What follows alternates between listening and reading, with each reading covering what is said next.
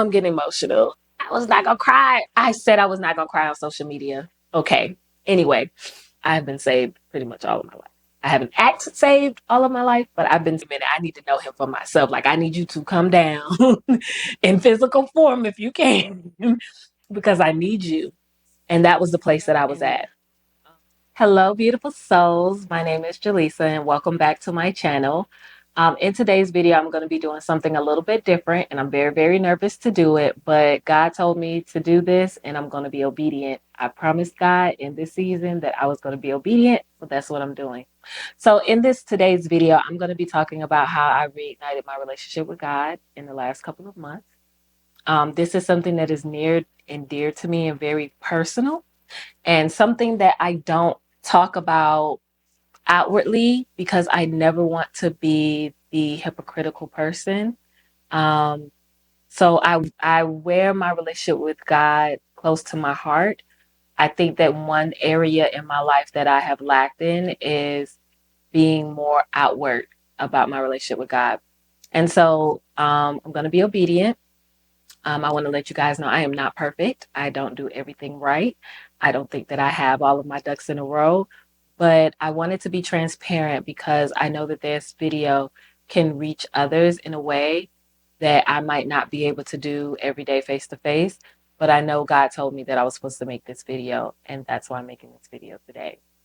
And so today I'm going to be basically giving you guys my testimony on how I reignited my relationship with God. And in the process, He has definitely redefined my outlook on my life and what He means to me. And so let's get into it. About sometime in December of 2023, I was going through a very, very difficult time. Everything in my life was turned upside down, and I felt like I wasn't really getting a grip on what I was supposed to be doing and fulfilling as far as purpose in my life. So basically, I began to hit rock bottom, and I didn't know what to do. I didn't know who to turn to. I started drinking, of course, during the pandemic. That became a thing in my life, drinking for comfort. And it was definitely something that even the taste of alcohol started to not be satisfying anymore. It was like I knew God was calling me, but I felt like I was so far away from Him that I didn't know how to get back, if that makes sense. Like, I knew like I would wake up in the morning and still pray and thank God for waking me up, but I knew I wasn't happy. I knew I wasn't fulfilling my purpose. I knew that I wasn't doing what I was supposed to be doing, but I didn't know how to get that started. And so December rolls by, things get harder. January 2024 rolls by, and things get even tougher. And my life just went upside down. But things that used to make me happy wasn't making me happy anymore. Things that brought me joy, peace, and comfort wasn't bringing me joy, peace, and comfort anymore. It just seemed like the taste for, I don't know how else to put this, but the taste for the things that had brought me comfort in the past was no longer working. My vices, my habits, those weren't working anymore. And so basically, I got to the point where I said, God, oh, I need to go back to church. Like, I knew without a shadow of a doubt that I needed to go back to church. During the pandemic, I was going to virtual church and everything like that, but I had a home church. I have a home church that I knew I could go back to, but I was afraid to go back to. I'm getting emotional. I was not gonna cry. I said I was not gonna cry on social media. Okay. Anyway, I have a home church. And that was the first church that I personally picked growing up because my mom raised me in church. I got saved at 5 years old, y'all. I've been saved pretty much all of my life.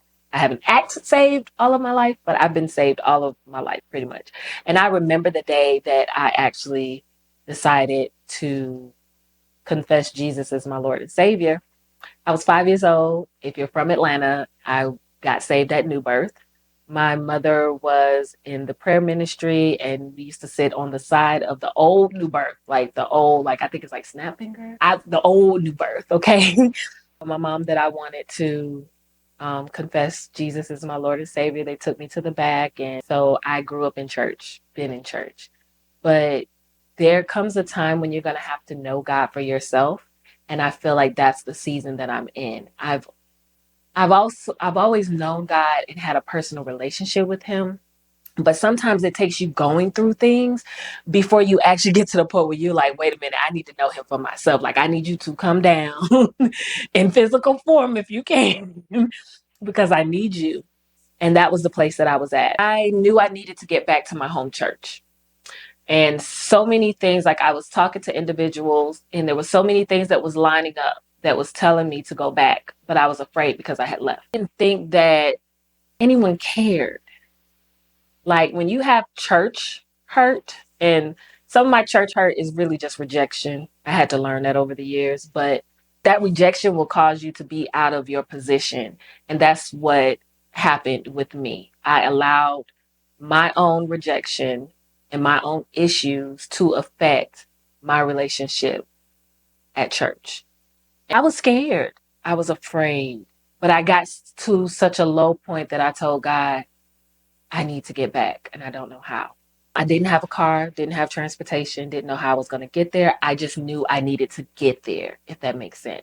Like I just knew without a shadow of a doubt, like if I could just get there, I'll be okay. Because at that point, I wasn't okay. And so I told God, I said, God, I need a car. Now I've been working a job or whatever the case may be, but the last time I had tried to get a car, they told me that I had to put like $8,000 down. $8,000 down. Now, I don't know about y'all, but I ain't making big yet. I don't have $8,000 to put down on a used car at that, on a used car. And so I hit rock bottom, the absolute lowest. I knew I needed to get to church. And so I told God, I said, God, if I get a car, I'm going back to church. And there's going to be nothing to stop me at that point. I said that on a Sunday. By Tuesday, I was already pre-approved for a car with a way lower down payment. I went to a couple of car places. They were still trying to say, and this is around tax season. What was I thinking trying to buy a car during tax season? But this is during tax season. And so basically, y'all, by Saturday, I had a car. When I say like everything that could go wrong was going wrong, but I walked out of the car dealership with a car that night. And that was on Saturday. That Saturday, I got a car and it was Easter Sunday. And I went back to church on Easter Sunday. I don't know if everybody at Harvest could pick up what it is that I needed, but it seemed like every single person was hugging me and loving on me. And I'm talking about genuinely happy to see me. And every person that hugged me on Easter Sunday, I don't think y'all understand how healing it was if y'all ever see this video, because I don't know if they ever go see this video. But if any of my church family sees this video, I want y'all to know that on Easter Sunday, y'all healed a part of me that I didn't even know needed to be healed. And I went back to church. And I felt God's presence in a way that I hadn't felt in a while. And you can feel God's presence at home. Don't get me wrong. But sometimes it's a difference when you're in a body of believers and everyone is on one accord. And so that's how I reignited my relationship with God. After that, I started to pray more. Getting up in the mornings, praying, reading my Bible. And as that happened, I saw how God started to orchestrate different things in my life. But first, I had to give him a yes. I had to tell God and invite God into my life again. And so I want to say this to anybody that is struggling with your relationship with God, or, you're thinking about going back to church, or, that you want to be closer with God and you want to draw closer to him, but you just don't know how. Like, the first thing you have to do is give him a yes. Because when I gave him a yes and said, okay, God, I know this is what I need to do. You're telling me I need to go back to, I need to give all of the worries that I have, all of the stresses that I have been holding on to, all of the pain, all of the hurt that I've been holding on to. I had to invite him in and give him a yes. So the first thing that you're going to need to do is give him a yes. My story may be a little bit different than someone else's, but you first have to give him a yes. If you know that God is calling you to go back to your church home, go back. Don't be embarrassed. Don't be ashamed. Don't let the enemy tell you that, oh, well, you don't need to go back there. You need to go someplace else. Wherever God tells you to go, you need to go there because there's a reason for it. And I knew there was a reason. I guess I just didn't know how much that would affect me, my family, my children. Back to church has positively affected how I feel about myself, how I feel about my family, my children. And it's even positively affected my marriage. When God a yes, you just never know what the outcome is. And so I'm making this video to tell you that if God is calling you back and you feel him drawing you closer to him, you need to listen. You need to listen. It's first going to take that yes. The next thing you need to do is definitely surround yourself with a body of believers. And it might be out of your comfort zone. It might be out of what you're used to, but you definitely need to find a church home. After you have done that, and even during that process, get back into your word. So this is a devotional that I absolutely love. This is by Joyce Myers. This is Trusting God Day by Day, 365 Daily Devotions. I have read this devotional over the years several times, and each time I read it, it's just like an on-time word. This is a good place to start, is reading a daily devotional, quieting your spirit for a time of prayer with God, making that a morning habit. If I don't pray first thing in the morning, y'all, it's a wash, okay? 9 times out of 10, I'm going to do something that I ain't supposed to be doing. So definitely devoting some time to him. Another thing that I like about the fact that I've gone back to church is that whenever our pastor, our leader preaches, I'm able to go back and read those scriptures over the week and meditate on those. So sometimes when you're trying to figure out, okay, well, what do I need to read when it comes to the Bible?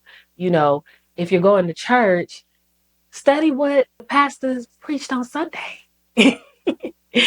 Like that's a starting point. And a lot of the times when I start reading the Bible, and I like to study the Bible. So like I study. So like I go deep into scriptures and stuff like that and look up the history and stuff like that. But that's a good starting point.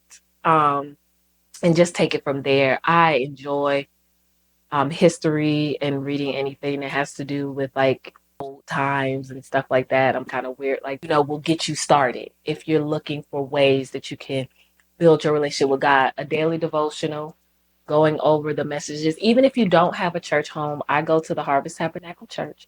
This is not like no advertisement or anything like that. But if you are in the Atlanta, Georgia area, I do go to the Harvest Tabernacle Church. If this video reaches you and you come to church, come and find me, okay? The address is 1450 South Bashan Road, okay? Prayer is going to be what's going to be the foundation for your relationship with God, and also learning how to quiet your spirit and give God that time so that he can download into you. And so, again, I want to say thank you guys. If you watched this video thus far, I'm sorry if I was long-winded. But if God is calling you to go back to church, and reignite his relationship with him, that's what I did. And I really do it. If you haven't already, hit that subscribe button. If you like this video, hit like.